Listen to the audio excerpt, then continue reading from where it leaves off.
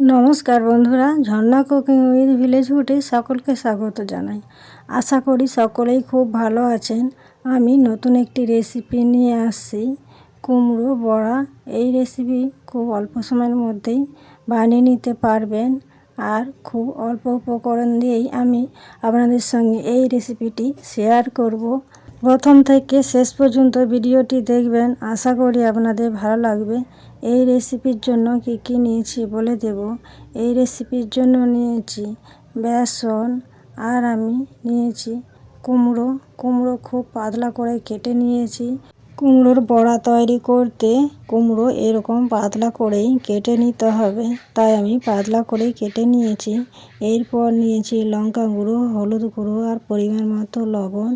এরপর এই বেসনের মধ্যে সব মশলা আমি দিয়ে দিলাম, আর দিলাম অল্প খাবার সোডা। দিয়ে ভালোভাবে সব উপকরণগুলো শুকনো হাত দিয়ে ভালোভাবে মাখিয়ে নেব।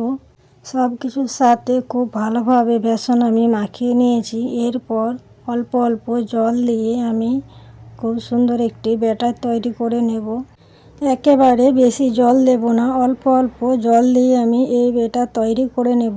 একবারে বেশি জল দিলে এই ব্যাটারের ঘনত্ব আমি ঠিক বুঝতে পারবো না। দেখুন বন্ধুরা, এইরকমভাবে আমি একটা ব্যাটার তৈরি করে নিয়েছি। কুমড়োর বড়া তৈরি করার জন্য এইরকম ব্যাটার তৈরি করে নিয়েছি।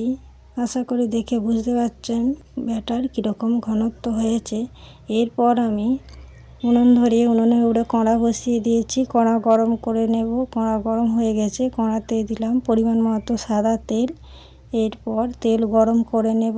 কুমড়ো কেটে পরিষ্কার করে ধুয়ে আমি 30 মিনিট আগে লবণ মাখিয়ে রেখেছিলাম। দেখুন বন্ধুরা, কুমড়ো থেকে কত জল বেরিয়েছে। এরপর আমি কুমড়োগুলো তুলে একটি পাত্রের মধ্যে রেখে দেব। কেটে রাখা কুমড়ো সব আমি এই পাত্রের মধ্যে তুলে নিয়েছি। আর দেখুন বন্ধুরা, কত কুমড়ো থেকে জল বেরিয়েছে। এইরকমভাবে কুমড়োর বড়া তৈরি করার জন্য কেটে লবণ মাখিয়ে রাখলে এই কুমড়োর বড়া কিন্তু খেতে খুব সুস্বাদু হয়। এরপর কুমড়ো বেসনে ডুবিয়ে আমি এই গরম তেলের মধ্যে ছেড়ে দেব। এরকম করেই আমি প্রতিটা কুমড়োই বেসনে ডোবাবো আর এই গরম তেলের মধ্যে ছেড়ে দেব। এই তেলের মধ্যে যতগুলো ধরে আমি ততগুলোই দিলাম। এরপর উল্টে পাল্টে লাল করে ভেজে নেব। নিচের দিক হয়ে গেছে, আমি উল্টে পাল্টে লাল করে ভেজে নিচ্ছি। দেখুন বন্ধুরা, কত সুন্দর কুমড়ো বড়া ফুলে গেছে আর তেলের উপরে কি সুন্দর ভেসে গেছে। এরকম একটু কালার করে নিয়ে আমি এরপর এই ছান্তার সাহায্যে তুলে নেব। দেখুন বন্ধুরা, কত সুন্দর লাগছে, কালারটাও খুব সুন্দর হয়েছে। আর শব্দ শুনেই বুঝতে পারছেন এই কুমড়োর বড়া কতটা মুচমুচে হয়েছে। এরপর আমি একইভাবে কুমড়োর বড়া ভেজে নিয়েছি।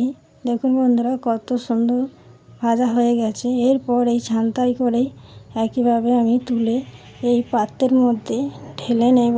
সব কুমড়োর বড়াই আমার ভাজা হয়ে গেছে। কুমড়োর বড়া রেসিপি আমার তৈরি হয়ে গেছে। আশা করি ভিডিওটি আপনাদের ভালো লেগেছে। ভিডিওটি ভালো লাগলে লাইক করবেন, বন্ধুদের সঙ্গে শেয়ার করবেন। রেসিপিটি কেমন লাগলো কমেন্ট করে জানাবেন।